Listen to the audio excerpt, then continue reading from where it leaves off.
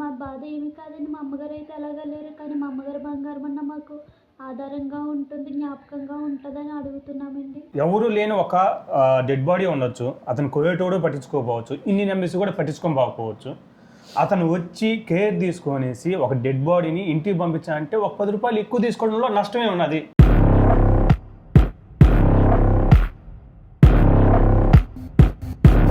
ఆ పాప ధైర్యం చేసి ఏడుస్తా వాళ్ళ అమ్మ జ్ఞాపకార్థం మాకు ఆ నగలు కావాలంటే అప్పుడు ఈ విషయం అంతా బయటపడింది. ఆమె ఏమన్నా దొంగతనం చేసిందా? అది ఏమన్నా డ్రగ్స్ కేసు లేకపోతే ఏదైనా దొంగతనం కేసు ఉంటే కోర్టు దగ్గరికి వెళ్తాది. నువ్వు తీసుకున్నా అని చెప్పి ఇక్కడ సైన్ పెట్టినావు. నువ్వు తీసుకున్నా అని సైన్ పెట్టినప్పుడు కోర్టు దగ్గరికి ఎందుకు వెళ్తాది? అది ఏంది? ఒక డెడ్ బాడీ కువైట్ నుంచి ఇండియా పంపించడానికి 300 నుంచి 400 దినాలు. మీరు నేను చెప్తున్నది అబద్ధం అనుకుంటే అతను పంపించిన ఒక్కొక్క శవానికి వాళ్ళ ఫ్యామిలీని కాంటాక్ట్ అయ్యి వాళ్ళ విషయాలు ఏంది ఏమి అని చెప్పి ప్రతి ఒక్కటి బయటికి రావాలని చెప్పి మేము కోరుకుంటున్నాం అన్న.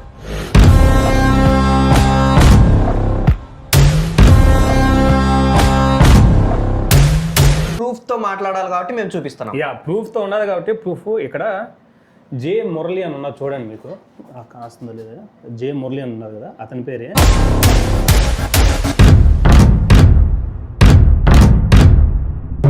ఒకవేళ ఇప్పుడు ఇతను ఇచ్చిన ప్రూఫ్ తీసుకొని పోయి నేను పోలీస్ స్టేషన్లో కానీ లేకపోతే మా సార్కి పోయి నేను పర్సనల్గా సార్ ఇతని మీద నేను కేసు వేయాలనుకుంటాను, ఈ మాదిరిగా డెడ్ బాడీస్ ఇంటికి పంపించా, గోల్డ్ తీసుకుంటా, వాళ్ళ దగ్గర ఇంత డబ్బులు వసూలు చేస్తా అంటే మీ పరిస్థితి ఎలా ఉంటుందో ఒక్కసారి ఊహించుకోండి అంతే. మనకి ఏదన్నా ప్రాబ్లం ఉంటే మనం డైరెక్ట్గా వెళ్ళి ఎంబసీకి వెళ్ళి మాట్లాడినామంటే ఖచ్చితంగా ఎంత పెద్ద ప్రాబ్లం అయినా రీసాల్వ్ అవుతుంది.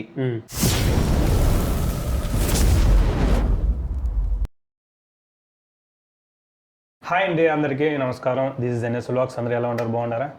నేను రీసెంట్గా నాన్ వెజ్ గార్డ్ మీద వీడియో చేసిన, దానివల్ల అయితే ఇంక మీదట ఫుల్ వ్లాగ్ వీడియోస్ అసలుకి ఏ కాంట్రవర్సీ వీడియో మీద అసలుకి ఇంక వీడియో చేయకూడదు అనేసి ఫిక్స్ అయిపోయినా అనమాట.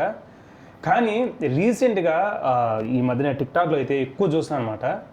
ఒక వ్యక్తి చేసిన పనికైతే టిక్టాక్లో ఉండే వాళ్ళంతా రగిలిపోతున్నారు. అంటే మనకి కువైట్లో టిక్టాక్ ఉన్నదిలే, ఇండియాలో లేదు. కానీ అసలుకి ఏంట్రా అనేసి మొత్తం ఆరాధించిన.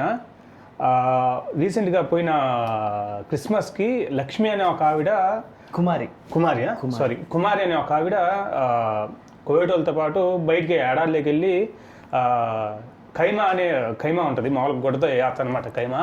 ఆ ఖైమాలో కొనుక్కొని ఒక కువైట్ వాడు హీటర్ ఇచ్చాడు. ఆ హీటర్ ఎక్కువ పెట్టుకోవడం వల్ల అస్వస్థత అంటే గాలి ఆడక చనిపోవడం జరిగింది.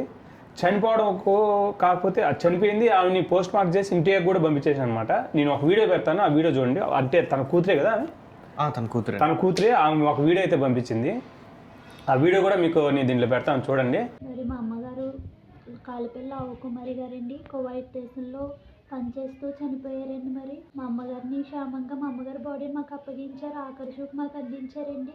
అందుబట్టి మీకు ఎంతో వందనాలండి. మరి చిన్న చిన్న బంగారం వెండి ఉంటాయండి, అవి కూడా మాకు దక్కలేదండి. మరి మాకు మా బాధ ఏమి కాదండి. మా అమ్మగారు అయితే అలాగా లేరు. కానీ మా అమ్మగారి బంగారం అన్న మాకు ఆధారంగా ఉంటుంది, జ్ఞాపకంగా ఉంటుందని అడుగుతున్నామండి.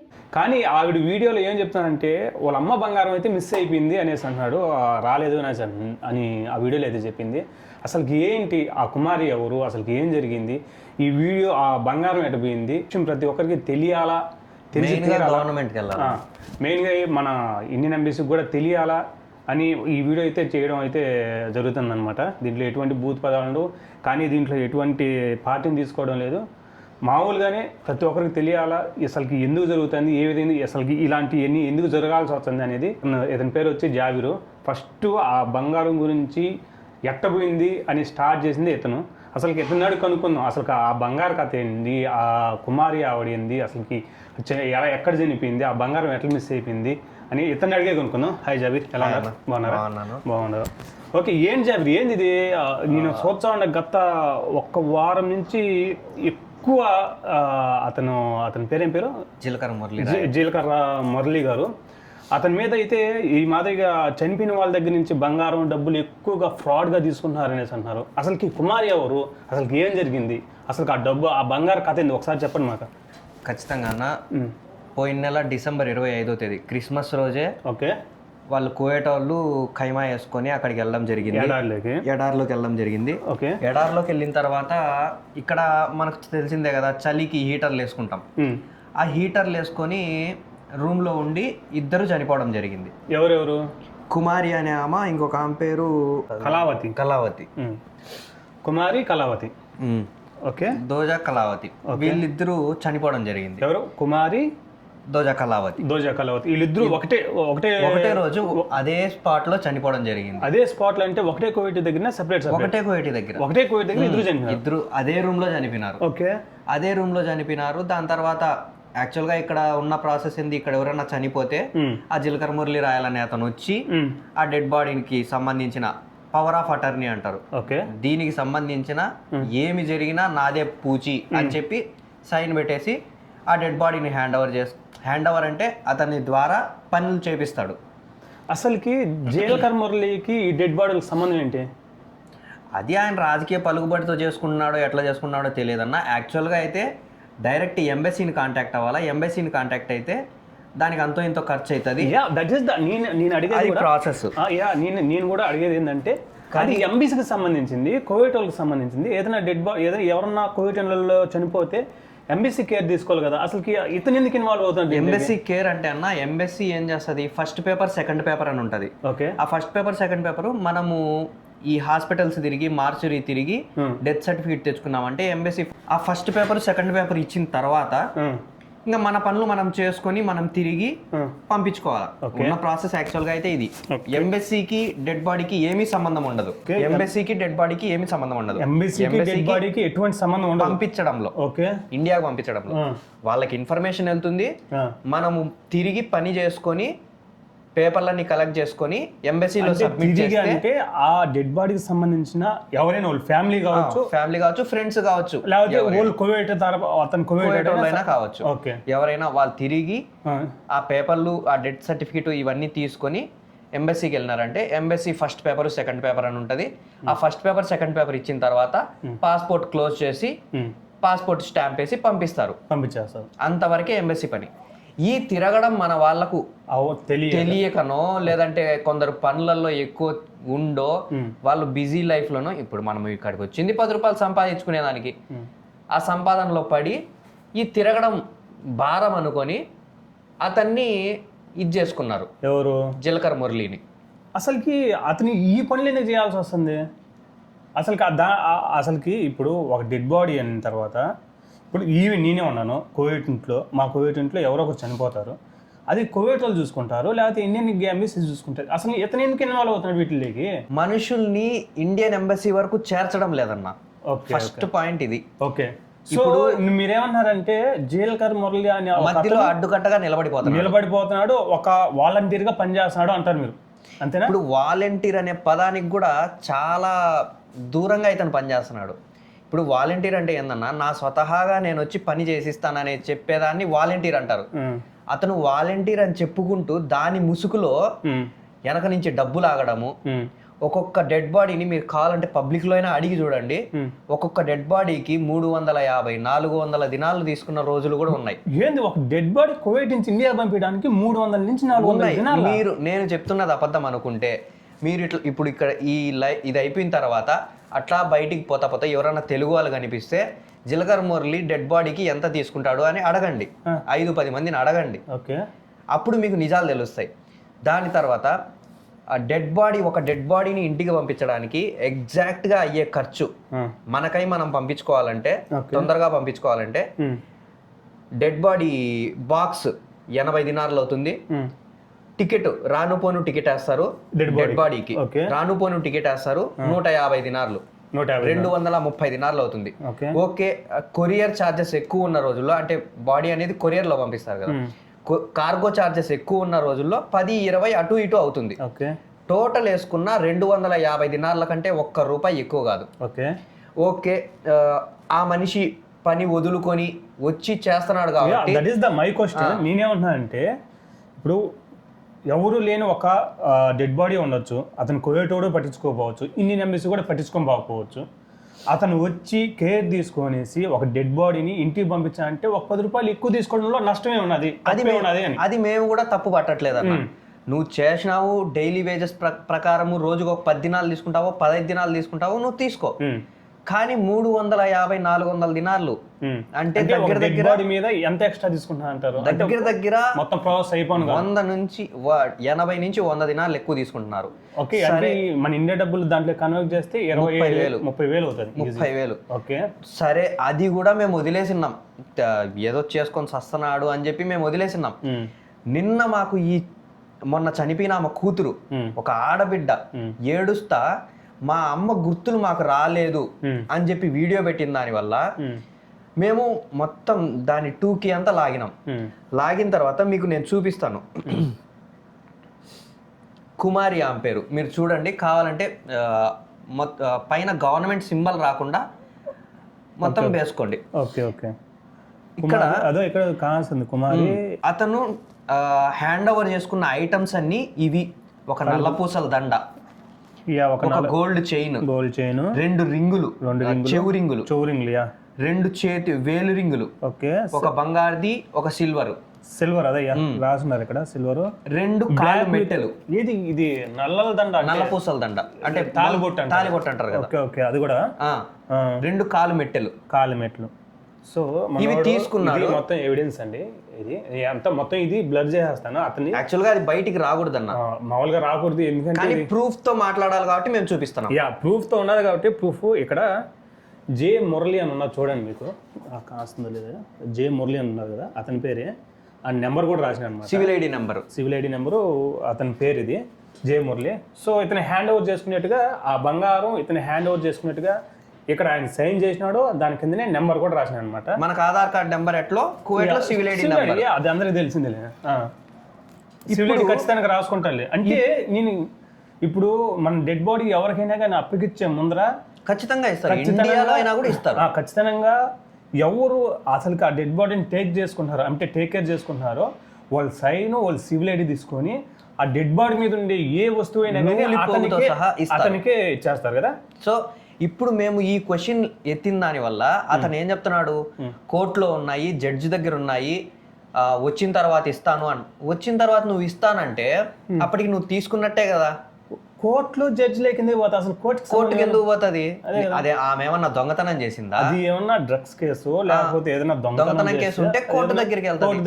నువ్వు తీసుకున్నా అని చెప్పి ఇక్కడ సైన్ పెట్టినావు, నువ్వు తీసుకున్నా అని సైన్ పెట్టినప్పుడు కోర్టు దగ్గరికి ఎందుకు వెళ్తుంది? అది పోదు కదా, ఎట్లా పోతుంది? పోదు. ఇప్పుడు మేము ఇంత ప్రెషర్ పెట్టడం వల్ల ఈ రోజు పొద్దున్నే లైవ్ లోకి వచ్చి, టిక్ టాక్ లైవ్ లోకి వచ్చి, అతను ఎక్కడో అతను ప్రెసెంట్ ఇంటి దగ్గర ఉన్నాడు. ఇండియాలో నుంచి టిక్ టాక్ మనకు మన సిమ్ తీయకుండా ఉంటే వస్తుంది అన్న, VPN వాడుకుంటే వస్తుంది.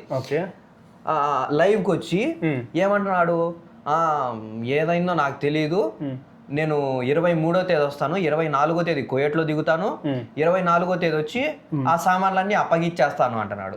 ఎట్లా అప్పగిస్తావు? కోర్టులో ఉన్నాయని చెప్పినారు కదా, ఎట్లా అప్పగిస్తావు నువ్వు? 26వ తేదీ ఆమె డెడ్ బాడీ ఇంటికి వెళ్ళింది. 26వ తేదీ వెళ్తే లాస్ట్ మంత్ 26వ తేదీ వెళ్తే అప్పటి నుంచి నువ్వు 2-3 సార్లు ఇండియాకు పోయొచ్చినావు. ఎప్పుడు ఇవ్వకూడదు నువ్వు. 26వ తేదీ ఎప్పుడు? ఈ రోజు డేట్ ఎంత? 16వ తేదీ, 16 జనవరి 2026. అంటే ఒక నెల అయిపోయింది. నువ్వు ఇప్పటి వరకు ఎందుకు ఇవ్వలేదు? సరే ఇవ్వలేదని మేము క్వశ్చన్ చేస్తా అంటే లైవ్ లోకి వచ్చిన వాళ్ళంతా పోరంబోకు నా కొడుకులు, చిల్లర నా కొడుకులు అని చెప్పి మా మీదనే రివర్స్ అబాండాలు. అంటే లైవ్ లోనే ఎక్కువ టిక్ టాక్ చూడండి, అంటే లైవ్ లోనే తిడుతున్నాడు. ఇప్పుడు ఏపీఎన్ఆర్టీ దృష్టికి మేము తీసుకొని వెళ్ళిన తర్వాత, ఏపీఎన్ఆర్టీ సంస్థ దృష్టికి తీసుకొని వెళ్ళిన తర్వాత అక్కడ వాళ్ళు నాయకులు ఫోన్ చేస్తే అప్పుడు అతను చెప్పే విషయం ఏంది, నేను వెళ్తాను సార్, నేను వెళ్ళి వాళ్ళ వస్తువులు వాళ్ళకి తిరిగి ఇచ్చేస్తాను సార్ అని చెప్తున్నాడు.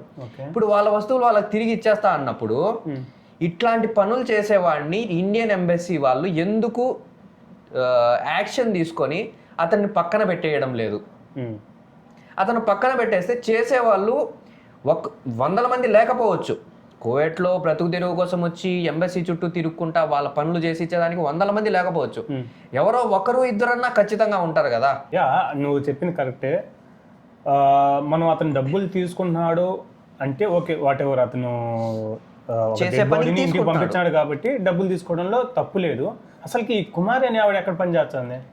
కుమారి అనే ఆమె ఎక్కడ పనిచేస్తుందంటే అది అడ్రస్ మనకు తెలియదు అన్న. అంటే యాక్చువల్గా వాళ్ళ బంధువులు కూడా ఉన్నారు ఇక్కడ. ఓకే. ఇప్పుడు బంధువులు ఉన్న శవాలను కూడా పవర్ ఆఫ్ అటర్నీ అనేది అతని పేరు మీదే చేయించుకొని, అంటే అంటే ఈ పవర్ ఆఫ్ అటర్నీ అంటే ఏంటండి? పవర్ ఆఫ్ అటర్నీ అంటే ఇప్పుడు నా ఫ్రెండ్ ఎవరైనా చనిపోయినారు, ఓకే, నా ఫ్రెండ్ ఎవరైనా చనిపోతే దానికి సంబంధించిన బాధ్యత అంతా నాది అని చెప్పి మనం సైన్ చేస్తామన్న. మన దగ్గర సైన్ తీసుకుంటారు. ఇప్పుడు నా ఫ్రెండ్ చనిపోయినప్పుడు నేను సైన్ పెట్టాలి, కానీ అతను ఎవరో వచ్చి సైన్ పెట్టడం ఏంది? పెట్టకూడదు. అతనికి అసలు సంబంధం లేదు. అసలు నేనున్నా, నా ఫ్రెండ్ నేనున్నాను ఇక్కడ, నేనున్నప్పుడు నాతో పెట్టించాలి. నువ్వెవరు పెట్టేదానికి? అనాథ శవం అయితే ఎవరు లేరు కాబట్టి, ఎవరు పెట్టరు కాబట్టి ఎంబసీ తరపు నుంచి నువ్వు వాలంటీర్గా వచ్చి దీనికి నేను సమాధానం ఇస్తాను ఏదన్నా జరిగితే అని చెప్పి నువ్వు పెట్టాలి. అవునులేండి. ఎవ్వరు లేని శవానికి లేని సందర్భంలో ఖచ్చితంగా పెట్టాలి. ఒకరు ఉన్నప్పుడు వాళ్ళ బంధువులు, సొంత బంధువులే ఉన్నప్పుడు నువ్వు ఎట్లా సైన్ చేసినావు? ఈ క్వశ్చన్లన్నీ ఒకవేళ మీరు అనుకున్నట్టే, ఒకవేళ అతను కానీ వాళ్ళ బంధువులు ఎవరన్నా కానీ యాక్షన్ తీసుకోవడం లేకపోవడం, అందుకని ఇతను ఏమైనా సైన్ చేసినాడేమో. ఆమె చనిపోయినప్పటి నుంచి వాళ్ళ బంధువులు ఆమె చుట్టూనే ఉన్నారన్న. అవునా? ఆ డెడ్ బాడీ చుట్టూనే ఉన్నారు. అది మీకు ఎలా తెలుసు? మాకు చెప్పినారు కదా అందరు వచ్చి ఫోన్లు చేస్తున్నారు, అన్ని చెప్తున్నారు. ఇవన్నీ వాళ్ళు బయటకు వచ్చి చెప్పలేక మాకు పర్సనల్ నెంబర్లు ఫోన్లు చేసి, అన్న ఇట్లా జరుగుతుంది, వాళ్ళ బంధువులు మీకు ఫోన్ చేసి పర్సనల్ గా ఫోన్ చేసి చెప్పినారు. ఓకే, ఇట్లా జరుగుతుంది, మాకు ఇప్పటి వరకు ఆ ఆడబిడ్డకి పెళ్లికి ఉపయోగపడతాయో లేదంటే ఆమెకి ఇంకా పెళ్లి కాలేదు కదా, చిన్న పిల్ల అన్న, ఇంత ఉంటది, 17-18 సంవత్సరాలు ఉంటాయి. అదే కుమారి వాళ్ళ కూతురు. అది ఈ వీడియో రీసెంట్ గా వచ్చింది. Okay okay. ఆ పాప ధైర్యం చేసి ఏడుస్తా వాళ్ళ అమ్మ జ్ఞాపకార్థం మాకు ఆ నగలు కావాలంటే అప్పుడు ఈ విషయం అంతా బయటపడింది. లేదంటే ఇప్పటికీ అతను బయటపడేవాడు కాదు. ఇంకో 100 ఆల్రెడీ చెప్తున్నాడు, నేను 7,000 శవాలు పంపించినానని చెప్పి. ఈ 7,000 శవాల్లో ఎన్ని తిన్నాడో ఏమో మనకు తెలియదు. ఆధారాలు లేకుండా మనం మాట్లాడకూడదు. ఇవన్నీ బయటికి రావాలని చెప్పి మేము ఖచ్చితంగా ఖండిస్తున్నాము. ఇవన్నీ ఇన్వెస్టిగేషన్ జరగాలి. అతను పంపించిన ఒక్కొక్క శవానికి వాళ్ళ ఫ్యామిలీని కాంటాక్ట్ అయ్యి వాళ్ళ విషయాలు ఏంది ఏమి అని చెప్పి ప్రతి ఒక్కటి బయటికి రావాలని చెప్పి మేము కోరుకుంటున్నాం అన్న. అతని పేరేంటి? జీలకర్ర మురళీ రాయల్. జీలకర్ర మురళీ రాయల్. నేను చాలా వీడియోస్ లో చూసిన అతనిది. అతను ఎక్కువగా ఇదే డెడ్ బాడీస్ పంపించడం కానీ, అతని మీద కూడా నా హోప్ ఎలా ఉందంటే గుడ్ పర్సన్. అంటే ఒరే ఎంత హెల్ప్ చేస్తున్నాడు, ఇంతమందిని కాంటాక్ట్ అయ్యి ఇన్ని పేపర్లు కలెక్ట్ చేసి ఒక డెడ్ బాడీని ఇంటికి పంపించాలంటే ఊరికే చేయట్లేదు కదన్నా. అదే తీసుకున్నాడు కదా, అమౌంట్ తీసుకుంటున్నాడు కాదన్నా లేదు, కానీ ఆ పని చేసేవాళ్ళు కావాలి కదా. చేస్తున్నాడు. మేము అక్కడికి మేము అతన్ని తప్పు పట్టలేదు. డబ్బులు తీసుకుంటున్నాడు, చేస్తున్నాడు, అది మేము తప్పు పట్టలేదు. కానీ ఈ శవాల మీద బంగారు తీసుకోవడం ఏంది? This is the most important ఏంటంటే, జీలకర్ర మురళి అనే ఒక వ్యక్తి ఇక్కడ మన ఆంధ్ర వాళ్ళు ఎవరు చంపినా కానీ ఆయన దగ్గరుండి టేక్ చేసుకొనేసి అతను స్వతహాగా అతను ఫోన్ నెంబర్ రాసి, అతని ఫోన్ నెంబర్ కానీ అతని సివిల్ ఐడి పేరు మీద ఇక్కడి నుంచి డెడ్ బాడీని ఇండియాకి అయితే పంపించడం జరుగుతుంది. దాని మీద ఎంతో కొంత డబ్బులు తీసుకుంటున్నాడు. అది 10 అవ్వచ్చు, 20 అవ్వచ్చు, 100 అవ్వచ్చు. అది పంపించేవాళ్ళ మీద కానివ్వండి, లేకపోతే అతను పంపించేవాళ్ళు కానివ్వండి, వాళ్ళకి కాంటాక్ట్స్ ఉంటాయి. మనం అది తప్పు పట్టకూడదు. ఎందుకంటే ఇచ్చేవాళ్ళకి తెలుసు మనం ఎంత ఇస్తామని, తీసుకునేవాడికి తెలుసు మనం ఎంత తీసుకుంటాం అనేసి. దానికి అసలుకి అతను ఎంత తీసుకుంటున్నాడా, ఎంత తీసుకొని ఇంటికి పంపించా అనేది మనకు అనవసరం. కానీ ఒక డెడ్ బాడీ మీద బంగారం తీసుకోవడం అనేది చాలా చాలా చాలా రాంగ్. ఇది అసలు ఎంత రాంగ్ అంటే, ఇది ఏదో అంటారు, శవాల మీద చెల్లరేరుకొని తినే బతుకు ఒక బతుకేనా అనే వరకు వస్తుంది. జీలకర్ర మురళి గారు, మీ వీడియోస్ నేను చాలా వరకు చూసినాను, చాలా వరకు చూసినారు. వాట్ ద బెస్ట్ పర్సన్ అనేసి నేను కొన్నాళ్ళుగా కాదు కదా, చాలా నాలుగా అడుగుతున్నాను. కానీ ఈ ఒక్క మ్యాటర్తో ఆడబిడ్డ వీడియోలో ఓపెన్ చేస్తూ అదే వీడియోలో చెప్పుతూ ఏమంటుంది తెలిసిన, నా తల్లి బంగారం మాకు ఇస్తే ఆమెకి గుర్తుగా మేము ఎగబెట్టుకుంటాము అనేసి అంటుందంటే, మీరు మొన్నటిదాకా కోర్టులో ఉన్నాయనేసి అన్నారు, కోర్టులో ఉన్నాయి అవి బయటకు రాలేదు, వచ్చిన పార్టీని తీసిస్తా అన్నారు. మళ్ళీ ఇప్పుడేమంటున్నారు, నేను వచ్చిన పార్టీని ఇచ్చేస్తాను అనేసి అన్నారు. అసలుకి ఆమె ఏం తప్పు చేసింది? ఏమైనా డ్రగ్స్ తీసుకునిందా, లేకపోతే ఏమైనా మందు తాగిందా, లేకపోతే కోవిడ్ వాళ్ళని ఏమన్నా మర్డర్ చేసిందా, మర్డర్ చేసి ఏమన్నా ఆమె మీద ఏమైనా కేసు పడిందా? ఎటువంటి ఏం కేసే కానీ లేదు. సింపుల్గా ఆమె ఖైమాలో హీటరు ఎక్కువ పెట్టుకోవడం వల్ల ఆమెకి గాలాడక ఊపిరాడక చనిపోయింది. అదేం పెద్ద కేసు? అసలు కోర్టుకి దానికి ఏం సంబంధం ఉన్నది? సో మీ దగ్గర అయితే ఉన్నాయనేసి మీరే ఎప్పుడన్నా లైవ్ లో చెప్తున్నారు. నేను అందిస్తాను అని చెప్పి 23 వచ్చి 24 అందిస్తాడంట. అంటే అంటే ఇతని దగ్గర ఉన్నట్టే కదా, ఇంకా అంతే కదా. నేను అందిస్తానంటే ఇతని దగ్గర ఉన్నట్టే కదా, ఖచ్చితంగా అతని దగ్గర ఉన్నట్టే కదా. సో జాబిర్ గారు, నేను ఒకటి అడుగుతున్నాను, ఇక్కడ కువైట్లో ఎంతమంది, నేను చాలా మందిని చూస్తాను, ఇక్కడ పెద్ద పెద్ద వాళ్ళు ఉంటున్నారు, ఎవరికి లేని దూల మీకు ఎందుకంటారా? అన్న దూల కాదన్నా, నా పాయింట్ ఆఫ్ వ్యూ ఏంటంటే, మనకు ఏ కష్టం వచ్చినా ఎంబసీలోకి వెళ్ళినామంటే ఖచ్చితంగా పని జరుగుతుంది. అదే కానీ మధ్యలో ఈ అడ్డుకట్టలు అనేవి మనమే క్రియేట్ చేసుకున్నాం. ఎంబసీకి పోయి ఎవడు కంప్లైంట్ చేసుకుంటాడు, 10 రూపాయలు పారేస్తే వాళ్ళే చేసిస్తారు అని ఒక 2-3 పెట్టుకొని ఉన్నాం. ఆ 2-3 ఉండకూడదు. వాళ్ళు ఈరోజు 10 అంటే రేపు 100 అంటారు. ఇలాంటి ఉండకూడదు. డైరెక్ట్ మనం ఎంబసీనే కాంటాక్ట్ అయితే ఎంబసీ మనకు పని చేసి పెడుతుంది. మీకు చిన్న ఎగ్జాంపుల్ ఒకటి ఇస్తాను. ఒక 2-3 months బ్యాక్ నవమణి, పోలిశెట్టి నవమణి అని చెప్పి కోమా పేషెంట్ హాస్పిటల్లో ఉంది. ఆమెను ఇంటికి పంపించడానికి 1500 నుంచి 2000 దినార్లు చందాలు రాబట్టాలని చెప్పి శత విధాల ప్రయత్నించినారు వీళ్ళు. అసలు ఇంటికి పంపించేదానికి చందాలకు సంబంధం ఏంటి? టికెట్ అని చెప్తారు. ఏమన్నా 2000 దినాలు అవుతుందా? అంటే 6 సీట్లు తీసేసి ఈమె స్ట్రెచర్ పండబెట్టి పంపించాలి. 2000 ఎట్లా అవుతుంది అది మనకు తెలియదు అన్న. ఓకే. సో నాకు వచ్చిన ఇన్ఫర్మేషన్ ప్రకారం 15 నుంచి 2000 దినాలు తినాలని చెప్పి, చందాలు వసూలు చేయాలని చెప్పి మొత్తం ప్లాన్ ప్రకారం వచ్చినారు. ఓకే. వచ్చిన తర్వాత నేను 2-3 రోజులు గూగుల్లో, ఏఐలో ఇదంతా సెర్చ్ చేసి ICWF అనేది బయట పెట్టిన. ICWF అంటే ఏంది? విదేశాల్లో ఎవరన్నా ఇబ్బందుల్లో ఉంటే, లేదు చనిపోయి ఉంటే వాళ్లకు టికెట్ అనేది ఈ ICWF నుంచి పెడతారు. గవర్నమెంట్ ఆఫ్ ఇండియా, మన గవర్నమెంటే పెడుతుంది. దాంట్లో ఒక ఫండ్ ఉంటుంది. ఆ ఫండ్ తీసి ఇక్కడ ఎవరన్నా ఇబ్బంది పడతా అంటే వాళ్ళకు సహాయంగా ఆ ఫండ్ ఉంటుంది. ఇది కువైట్ ఒక్కటే కాదు, మొత్తం ప్రపంచంలో ఎక్కడ ఎంబసీ ఉన్నా కూడా ఎంబసీలో ఆ అమౌంట్ అనేది ఉంటుంది. సో ఆమె అక్కడ కోమాలో ఉన్న స్టేజ్లో మేము ఇది బయటికి తీసుకొచ్చిన తర్వాత ₹1 ఖర్చు లేకుండా ఎంబసీ పంపించింది. ఆమెను పంపించింది. ఎందుకు పంపించింది? మేము ఆ విషయం బయటికి తెచ్చినాం కాబట్టి, అది ప్రజల్లోకి వెళ్ళింది కాబట్టి, ప్రజలు ప్రశ్నించినారు కాబట్టి ₹1 కూడా ఇవ్వకుండా ఆమెను పంపించింది. పంపించినప్పుడు ఇప్పుడు చాలా మంది అంటారు ఎంబసీ పని చేయదని. మనం డైరెక్ట్ కాంటాక్ట్ అయితే కదా అడిగి మనం ప్రశ్నిస్తే, మనం మనకి ఏదైనా ప్రాబ్లం చెప్పితే తెలుస్తుంది. లేకపోతే ఎలా తెలుస్తుంది ఎవరికైనా? ఇప్పుడు 2000 దినార్లు అంటే ఇప్పుడున్న రేట్ ఎంత? దగ్గర 6 లక్షలు. ఆవిడ ఎవరో కోమా పేషెంట్, ఆమె వెళ్ళిపోయింది గవర్నమెంట్ తరఫు నుంచి. అవును. చందా రాబట్టలేదు, రాబట్టాలని ప్లాన్ వేసుకొని ఉన్నారు. కానీ అది మాకు ఇన్ఫర్మేషన్ వచ్చి మేము ఇదంతా బయటికి తీసి, ఈ ICWF ఉంది కదా, వీళ్ళు ఎందుకు చందాలు అడగాలనుకుంటున్నారు అని చెప్పి మేము బయటికి తీయడం వల్ల ఆమె ₹1 ఖర్చు లేకుండా, వాళ్ళ భర్త కూడా ₹1 ఖర్చు పెట్టకుండా ఇక్కడి నుంచి ఇండియాకి పంపించారు. ఎంబసీ పంపించింది. ఆ వీడియో కూడా అతను పెట్టుకొని ఉన్నాడు. నేను చేసుకున్నాను, నేను చేసి పంపించాను అని చెప్పి, ఎంబసీ ద్వారా నేనే ఈమెను మొత్తం పంపిస్తున్నాను అని చెప్పి. అతని టికెట్ కూడా అతను వేసుకోలేదు ఆ రోజు. మరి నువ్వు ఎట్లా పంపించినావు? ఆమెతో పాటు అతను కూడా వెళ్ళాడు, ఆ స్ట్రెచర్తో పాటు అతను కూడా వెళ్ళాడు. అతని టికెట్ కూడా అతను వేసుకోలేదు. ఆవిడతో పాటు అతని టికెట్ గవర్నమెంట్ వేస్తుంది. అంటే దాని ప్రూఫ్లు కూడా ఉన్నాయి మాకు. అతను ఎవరు కోమౌండ్లో అతనితో పాటు ఎవరు పోతారో వాళ్ళు కూడా గవర్నమెంట్ ఫ్రీగా ఇస్తుంది. అంటే అతను పెట్టుకోవాల్సిన అవసరం లేదు.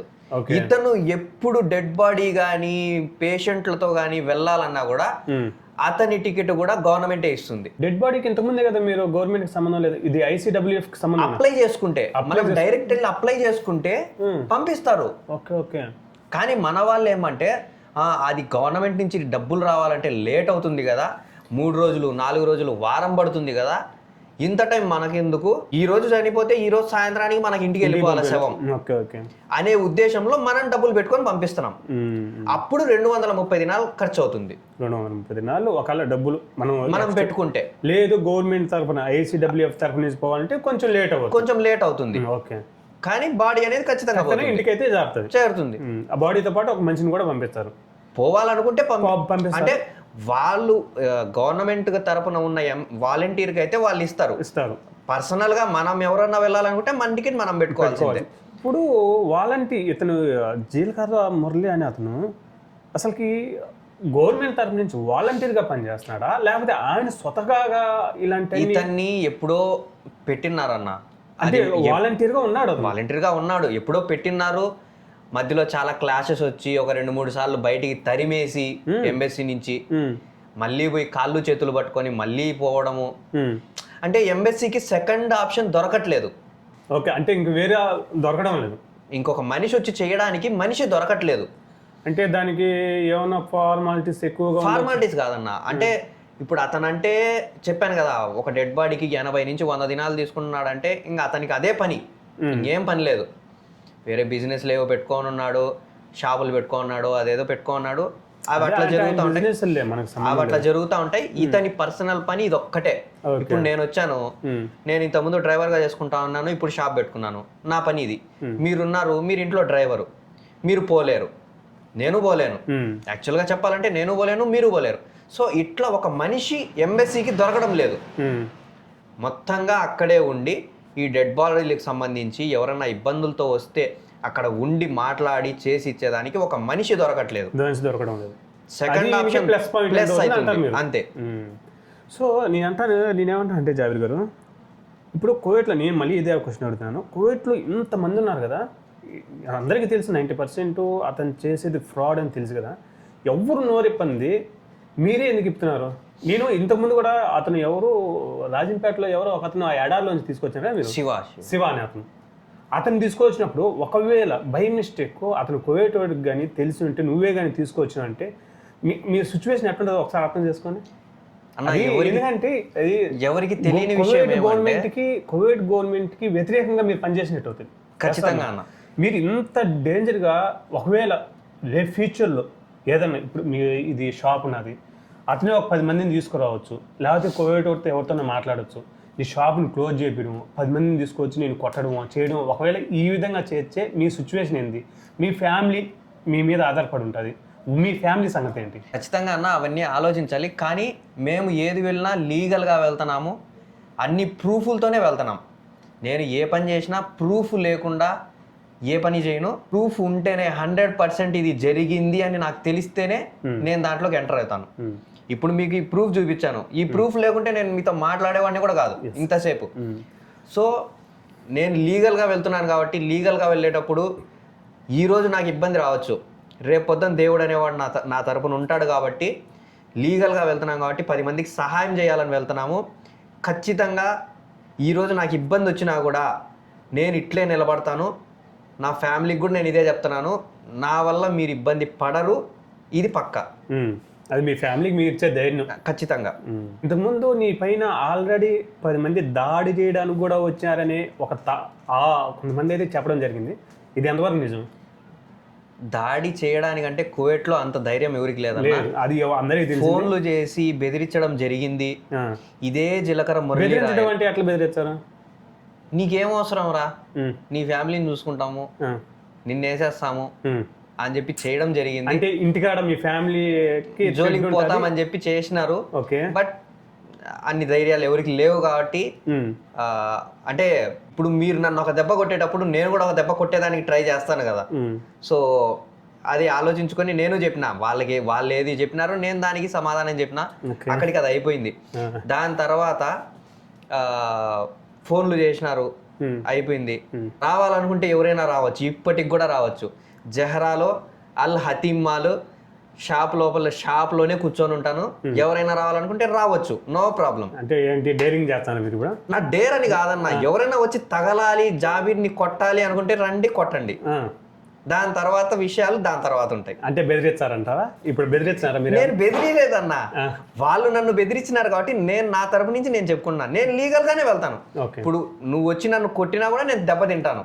నన్ను కొట్టినాడని చెప్పి నా దగ్గర ప్రూఫ్ ఉంది కదా, నేను డైరెక్ట్ పోలీస్ స్టేషన్కి వెళ్తాను. ఎన్ని వేల డెడ్ బాడీస్ ని కువైట్ నుంచి ఇండియా పంపించాను అతను? అది అతని నోట్ అతను చెప్పిన లెక్కే 7,000 శవాలు ఇంటికి పంపించిన అని చెప్పి చెప్తున్నాడు. 7,000 శవాల్లో, ఇంతకుముందు పంపించిన 7,000 శవాల్లో ఎవరైనా కానీ మీకు కంప్లైంట్ మీ తరపు నుంచి కానీ, మీ ఫ్రెండ్స్ తరపు నుంచి కానీ, లేకపోతే ఇండియన్ ఎంబసీ తరపు నుంచి కానీ ఎవరైనా కానీ మీకు ఈ మాదిరిగా డబ్బులు తీసుకుంటున్నాడు, ఈ మాదిరిగా ఆ డెడ్ బాడీ మీద ఉండే గోల్డ్ కానీ సిల్వర్ కానీ ఈ మాదిరిగా తీసుకొని తనే తీసుకుంటున్నాడు అనేసి ఎప్పుడన్నా కానీ ఎవరన్నా కంప్లైంట్ ఇచ్చారా? అన్న గోల్డ్ సిల్వర్ అంటే ఎవరు చెప్పలేదు, కానీ అమౌంట్ అనేది 350 నుంచి 400 దినాలు తీసుకున్నారని చెప్పి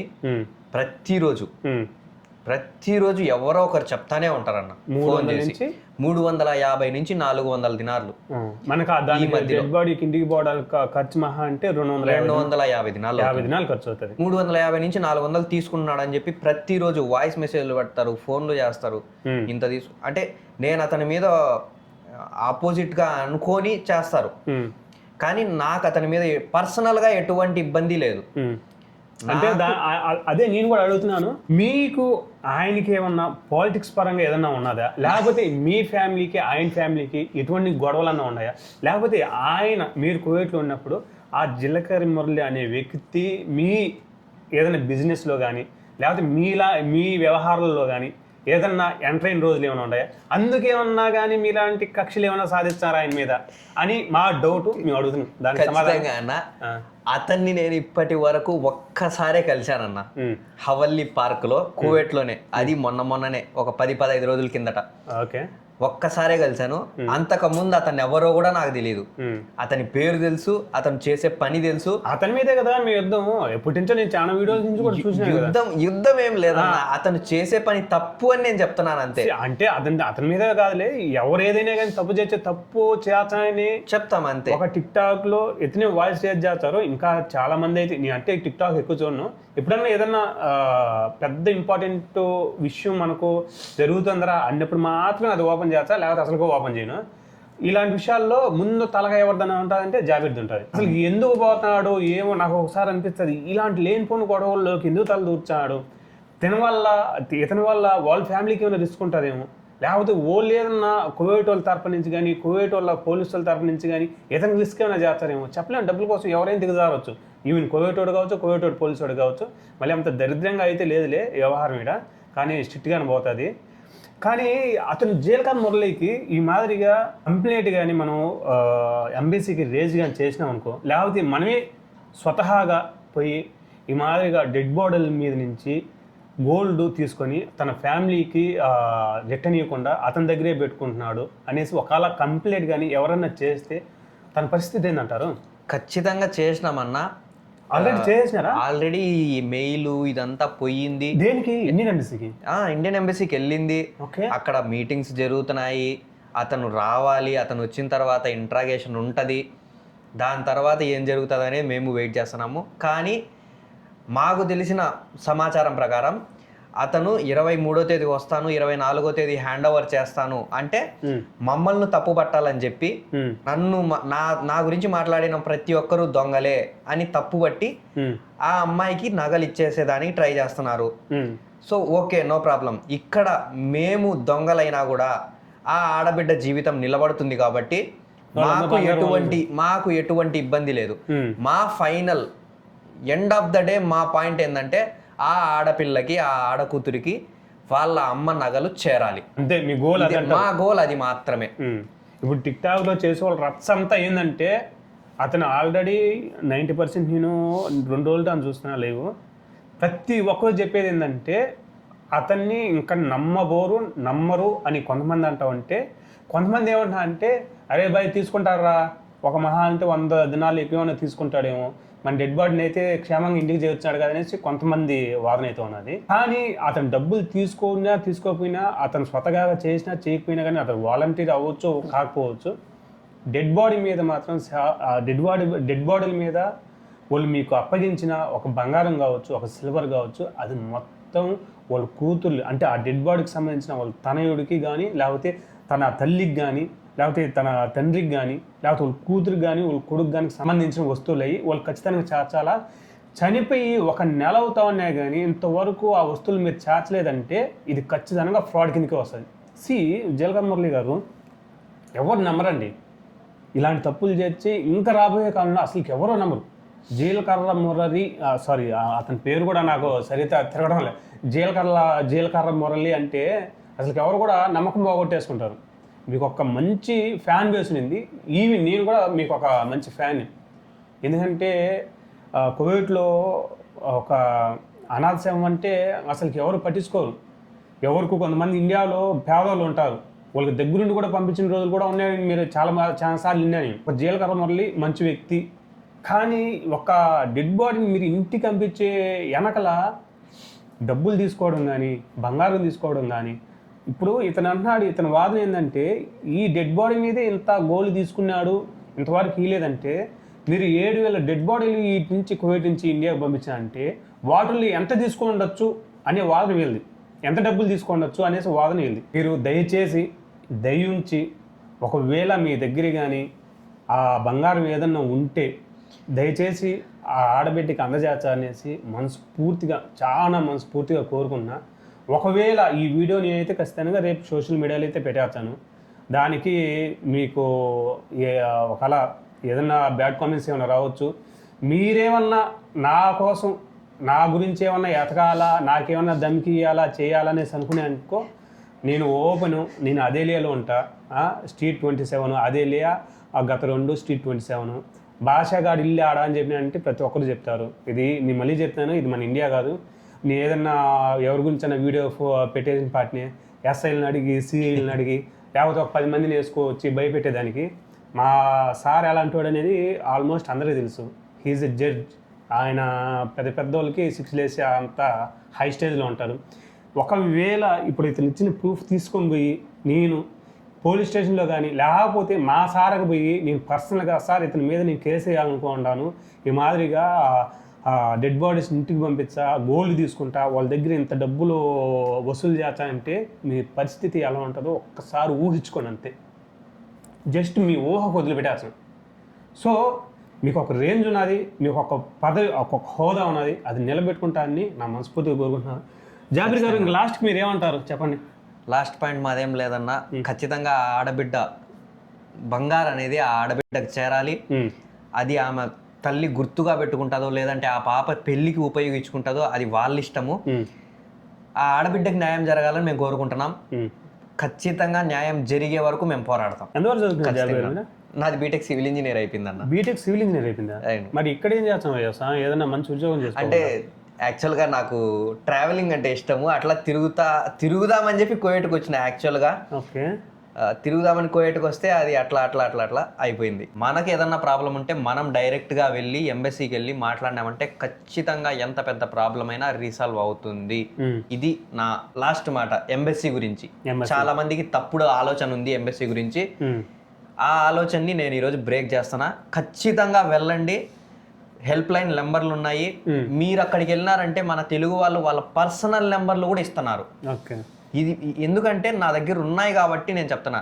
నేను సోషల్ మీడియాలో ఇవ్వకూడదు కాబట్టి, ఎవరికంటే వాళ్ళకి తెలియకూడదు కాబట్టి వాళ్ళు పని చేస్తున్నారని ఇవ్వడం లేదు. పర్సనల్ నెంబర్లు, హెల్ప్ లైన్ నెంబర్లు ఉంటాయి. మీరు అక్కడికి వెళ్ళినారంటే అక్కడ మీ ప్రాబ్లంను చూసి వాళ్ళ పర్సనల్ నెంబర్ కూడా ఇచ్చేదానికి వెనకాడరు. సో ఇది ఎంబసీ గురించి ఉన్న విషయము.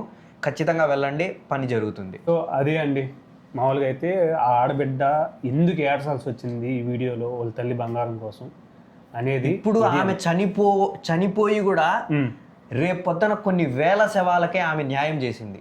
ఇట్స్ ట్రూ, కరెక్ట్, ఒప్పుకుంటాను. ఎందుకంటే ఎవరికైనా కానీ ఒక అవగాహన అనేది ఉంటుంది. Thank you so much Jabir. Thank you. ఇలాంటి విషయాల్లో మన వాళ్ళకి అండగా ఉంటాం అనేసి. ఖచ్చితంగా ఇలాంటి మన వాళ్ళకి కొంచెం అవేర్నెస్ ప్రతి ఒక్కటి ఇవ్వాలనేసి. అండ్ నీవు కొంచెం దగ్గర నీ గురించి కూడా ఆలోచించుకుంటావు అనేసి. ఖచ్చితంగా సరేనా? ఎందుకంటే నువ్వు ప్రతి ఒక్క దాంట్లో తలదొచ్చావు, చదువుకున్నోడు కాబట్టి తెలియని వాళ్ళకి కొంచెం చెప్పాలని మనస్ఫూర్తిగా కోరుకుంటున్నా. స్ట్రాంగ్గానే ఉండు, ఇలాంటి మంచి మంచి పనులు చేస్తావని మనస్ఫూర్తిగా కోరుకుంటూ నీకు ఏదైనా హెల్ప్ చేయాలంటే నా నెంబర్, నా పర్సనల్ నెంబర్ ఇస్తాను. ఎనీ టైం ఎప్పుడైనా కానీ ఇలాంటి విషయాలు మాత్రం వదిలిపెట్టద్దు, ఖచ్చితంగా వదిలిపెట్టద్దు. ఇలాంటి విషయాల మీద ఖచ్చితంగా మనం ప్రశ్నించి తీరాలి కూడా. ఓకే జావేద్, ఈ వీడియో ఎలా ఉన్నదో జస్ట్ అసలు మీ ఒపీనియన్ ఏంటి? ఒక డెడ్ బాడీ మీద ఇంత ఒక బంగారం దొంగతనం చేయడం మంచి పద్ధతి అంటారా కాదంటారా?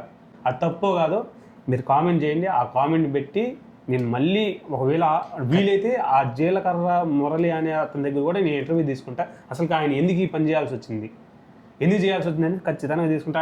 మన దగ్గర ఆయన కాంటాక్ట్ లేదు అసలుకి, నేను ఏమైనా పట్టించుకోను, మీ అందరికీ తెలిసిందే.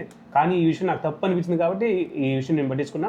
వీలైతే ఆయన అడుగు కూడా నేను ఇంటర్వ్యూ తీసుకుంటాను. అసలు ఆయన ఈ విధంగా ఎందుకు చేయాల్సి వచ్చింది అనేది. అంతవరకు కొంచెం వెయిట్ చేయండి. ఒక మంచి వీడియోలో మళ్ళీ కలుద్దాం. And thank you so much. వీలైతే సబ్స్క్రైబ్ చేయండి, ఈ వీడియోని మన వాళ్ళకి షేర్ చేయండి. Love you guys, bye bye.